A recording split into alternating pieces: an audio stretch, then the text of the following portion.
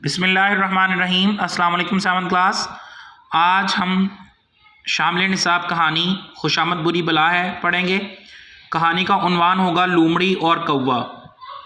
एक दफ़ा का जिक्र है कि एक जंगल में एक कौवा रहा करता था। एक दिन कौवे को खुराक की तलाश में उड़ते उड़ते एक पनीर का टुकड़ा नज़र आया। कौवा उस पनीर के टुकड़े के पास पहुंचा और उसे अपनी चोंच में दबाकर फिर से उड़ने लगा।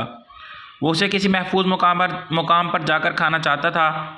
चनाचे वो एक दरख्त की बुलंद शाख पर जा बैठा। इससे कबल के वो उसे खाना शुरू करता, वहाँ से एक लोमड़ी का गुजर हुआ। कौवे के मुंह में पनीर का टुकड़ा देखकर लोमड़ी के मुंह में पानी भर आया।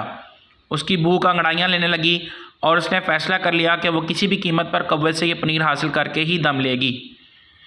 यहाँ से हम नेक्स्ट पैराग्राफ शुरू करेंगे। और ये बात आपको पहले भी बताई गई है कि कहानी कम से कम 3 पैराग्राफ में लिखी जाती है। तो यहाँ पे एक पैराग्राफ ख़त्म हो जाएगा, आगे हम दूसरा पैराग्राफ शुरू कर देंगे। उसने कौवे की खुशामद करना शुरू कर दी। लोमड़ी बोली, भाई कौवे।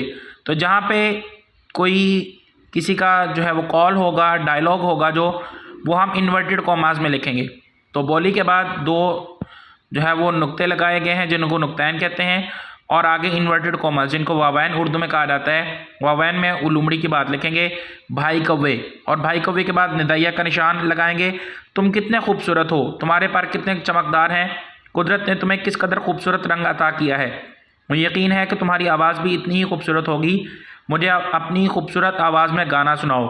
तो यहाँ पे उसकी बात ख़त्म हुई तो हमने इन्वर्टेड कॉमास फिर से लगा के उसकी बात को ख़त्म कर देना है। फिर अगले पैराग्राफ में हम लिखेंगे, बेवकूफ़ कौवा अपनी तारीफ सुनकर फूला न समाया और फ़ौरन लोमड़ी की बात मानकर गाना सुनाने का फ़ैसला कर लिया। यूँ ही उसने अपना मुंह खोला, पनीर का टुकड़ा नीचे जा गिरा और लोमड़ी ने झट से उसे पकड़ लिया। कौवा ये सब देखकर हैरान रह गया। वो अपनी बेवकूफ़ी पर बहुत नादिम हुआ। लोमड़ी अब वो पनीर मज़े से खा रही थी और कौवा बेबसी के आलम में उसका मुँह तक रहा था। खाने से फारिग होकर लोमड़ी बोली, ए काले कलोटे कौवे, तुम इंतहाई बदसूरत और बेवकूफ़ हो। मैं तुम्हें एक नसीहत करती हूँ कि आइंदा कभी चापलूसों की बातों में ना आना। कौवा इस वाक़े से सबक सीख चुका था। उसने अज़म कर लिया कि आइंदा कभी किसी की खुशामद का असर ना लेगा। नतीजा खुशामद बुरी बला है। तो यहाँ पे आप देखें कि जहाँ पे फिर लोमड़ी की बात आ रही है तो वो भी हमने इन्वर्टेड कॉमास में लिखी है।